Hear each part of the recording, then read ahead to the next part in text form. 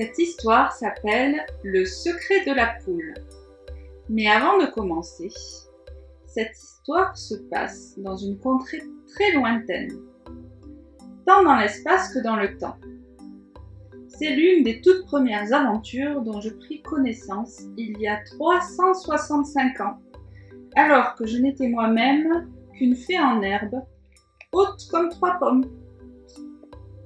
C'est sans doute pourquoi j'y tiens beaucoup, parce qu'elle me rappelle ma tendre enfance et j'espère qu'elle te plaira. Si tu es prête ou si tu es prêt à l'écouter, installe-toi bien confortablement à l'endroit que tu préfères et dans la position que tu préfères. Respire profondément pour te détendre en comptant lentement jusqu'à 3, puis ouvre tes oreilles pour bien entendre. Allez, on le fait ensemble.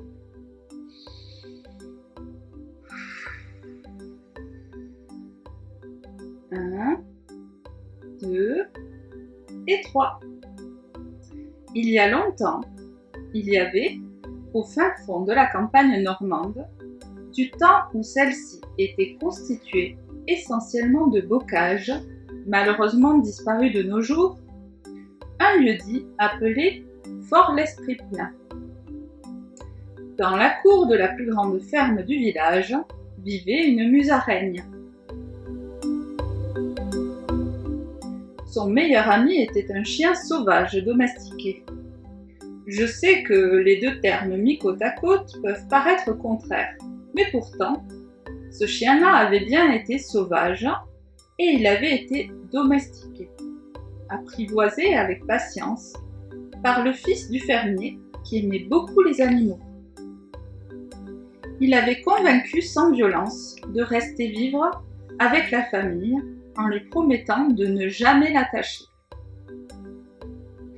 Bref, la musaraigne et le chien habitaient, tous deux, la cour de cette ferme, ce qui faisait un territoire suffisamment vaste pour qu'elle et lui y trouvent chacun un abri digne d'eux-mêmes.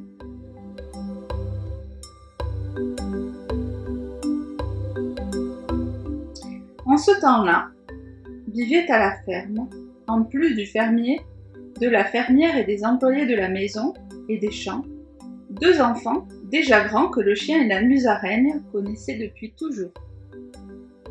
Il faut que je te dise quelque chose d'important à ce sujet. Les animaux n'ont pas peur des enfants. Ils ne les craignent pas car ils savent qu'on peut leur faire confiance même s'ils peuvent être brutaux dans leur jeu, surtout les plus petits qui sont souvent maladroits et qui tirent les poils et mordillent les oreilles. Ce n'est jamais pour faire du mal ou se faire obéir. Ainsi, les animaux qui ont connu leurs humains dans leur enfance lui font toujours confiance quoi qu'il arrive. Dans la cour de la ferme, tout se passait bien, aussi bien qu'on peut le souhaiter, jusqu'à ce triste jour où le fermier passa avec une charrette pleine de bois, lourde comme un rhinocéros, tirée par 2 chevaux de trait d'une grande puissance.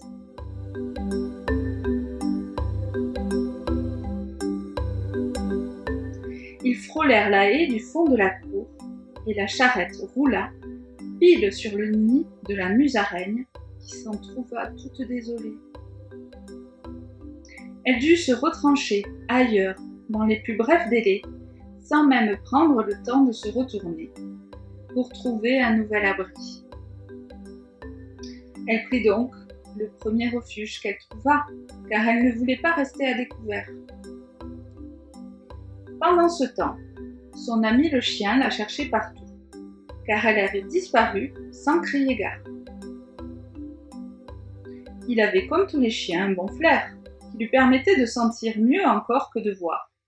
Mais malheureusement, l'odeur de son ami était partout, alors qu'elle ne se trouvait nulle part.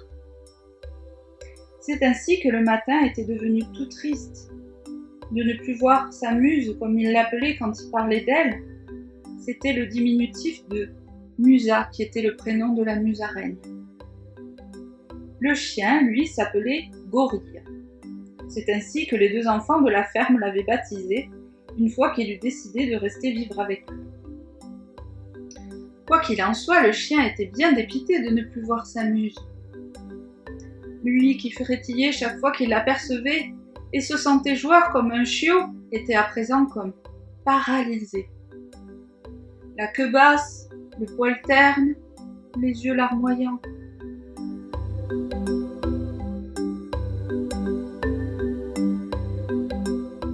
Autant te dire qu'il n'allait pas bien du tout. Jamais la musaraigne n'aurait pensé que son absence pût avoir un tel effet. Musa non plus n'était pas bien. Elle était mal installée. Son nid était mal fait. Elle n'avait même pas le goût de le décorer. Elle se plaignait à longueur de journée de la nouvelle situation dans laquelle elle était. C'est ainsi que, tout occupée à son malheur, elle n'avait pas pensé un instant à Gori, qui sans elle s'est tué. Le choc avait été tellement brutal qu'elle en oubliait tout le reste. Elle ruminait de sombres pensées qui tournaient tout autour du nid perdu. Elle n'imaginait même pas améliorer celui qu'elle avait trouvé. C'était au-dessus de ses forces.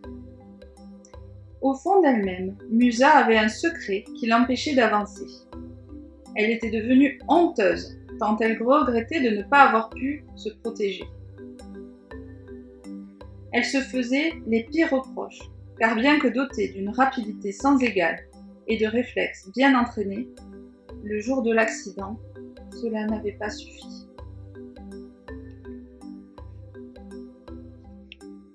C'est ainsi que Musa la musaraigne décida d'apprendre à se protéger au lieu de fuir, ou plutôt de savoir se protéger quand fuir ne suffisait pas. Elle aurait tellement voulu avoir des griffes comme une panthère. Elle en rêvait souvent, comme si avoir des griffes était plus important que de refaire son nid. À force de penser qu'elle avait envie de griffer, elle eut aussi envie de mordre. Mais les musaraignes n'ont pas de dents faites pour mordre, se disait-elle, pas de crocs. Ce sont les chiens qui en ont. Les chiens. Mon Dieu, où avais-je la tête ? Je me suis enfuie, sans crier gare, et je n'ai même pas informé mon meilleur ami. Il faut que j'aille le retrouver au plus vite. Comme il a dû s'inquiéter.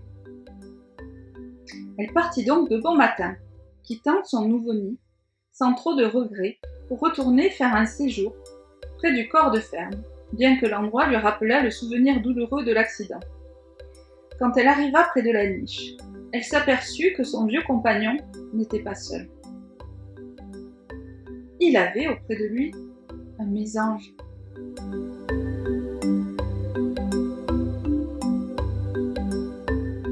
Celle-ci lui servait à la fois d'amie et d'infirmière, car comme je l'ai dit tout à l'heure, il était sérieusement meurtri et déprimé.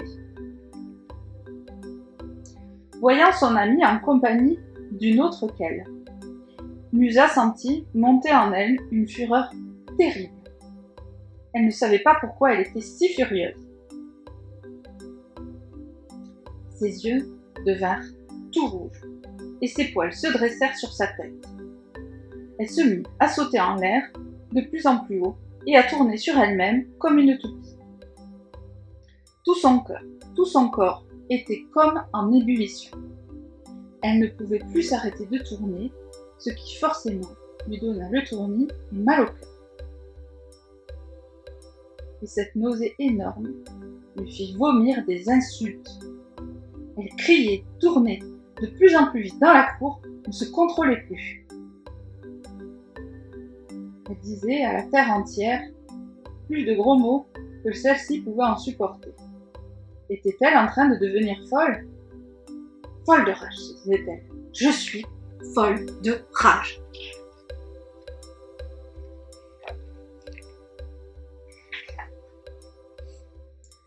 C'était comme une tempête, comme une mer déchaînée qui soufflait de l'écume et des embruns à envahir tous ceux qui se trouvaient sur son passage. Quant à son ami le chien, il assistait à tout cela sans réagir, médusé et n'y comprenait rien. Dès qu'il avait aperçu Musa, Il s'était remis à frétiller de la queue, sentant son cœur battre à nouveau pour elle. Mais constatant à quel point elle se montrait fâchée, il s'était retiré de sa niche, très décontenancé. Pourtant, pensait-il, elle m'a laissé tout seul. Je suis tombée malade. La mésange est bien gentille de me servir d'infirmière. Seule, j'aurais pu mourir. Sans personne pour me tenir compagnie. Je meurs d'ennui d'ailleurs ici. Avant, ma muse m'était d'un grand secours. C'est elle qui décidait de tout. Je n'avais qu'à faire ce qu'elle me demandait et tout se passait bien. Que lui arrive-t-il donc ? Comme il était encore très faible, il s'endormit pour ne plus songer à tout cela. C'était trop compliqué, trop fatigant pour l'état dans lequel il était. Pendant ce temps, la musaraigne s'était calmée. La plus grosse des tempêtes finit toujours par s'atténuer, se disait-elle. Et elle pensa à ses sauts en l'air, comme si elle avait été montée sur ressort, et les flots d'injures, sans queue ni tête, qui étaient sortis de sa bouche comme d'un volcan. Elle aurait pu en rire si elle n'avait pas eu aussi mal. Maintenant, de nouveau, elle avait honte. Elle se rendait compte que, depuis l'accident, elle avait perdu tout sens de l'humour. Plus rien ne la faisait rire. Pourtant, elle se souvenait qu'avec le chien, elle riait beaucoup auparavant. Le rire est guérisseur, lui avait dit un jour une grosse poule qui caquetait des éclats de rire sonores au milieu de la cour.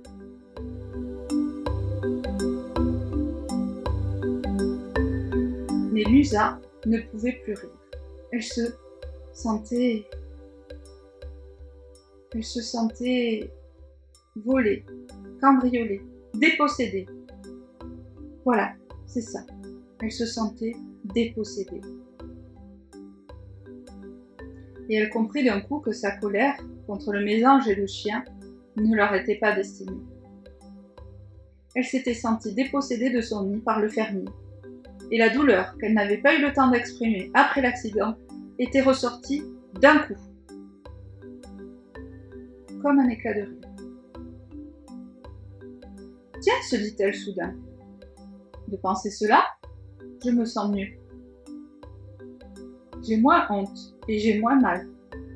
Il faudrait donc désormais que je m'occupe de ce que je ressens, même si ça fait peur d'avoir mal, avant que cela ne devienne une tempête qui éclabousse tout le monde. Mais comment fait-on ? S'occupe-t-on de sa douleur comme on s'occupe de ses fesses ? C'était une expression qu'elle aimait dire quand on l'embêtait. « Occupe-toi de tes fesses !» Comme on dit, « Laisse-moi tranquille !» Tiens, l'humour revenait. Il lui restait maintenant à se pardonner à elle-même tout ce qu'elle se reprochait. Ce fut chose faite, en 2 temps 3 mouvements, dont les musaraignes ont le secret. Puis elle décida d'aller réparer son amitié avec le chien en jouant comme avant. Il l'accueillit à grands coups de l'échoue de chien, baveuse à souhait, ce qui les fait rire tous les deux. On dit que dès lors, la musaraigne se munit d'un sifflet à ultrasons que les enfants du fermier, devenu grand, avaient laissé traîner dans la cour, afin de toujours pouvoir faire signe à son ami le chien, même quand elle était loin. Quant à lui, il se promit de ne plus jamais abandonner son cœur au chagrin quoi qu'il arrive. Et maintenant que je t'ai raconté cette histoire, tu vas pouvoir laisser promener dans ton imagination toutes les images à quoi elle te fait penser. Comme si se fabriquait un dessin animé dans ta tête, ou un film, ou un rêve, ce que tu préfères. Et c'est un rêve qui fait grandir. Alors, pour passer une très bonne journée, une excellente semaine et ainsi de suite, jusqu'à toujours, avec la sagesse des fées et des mages qui est en toi à présent.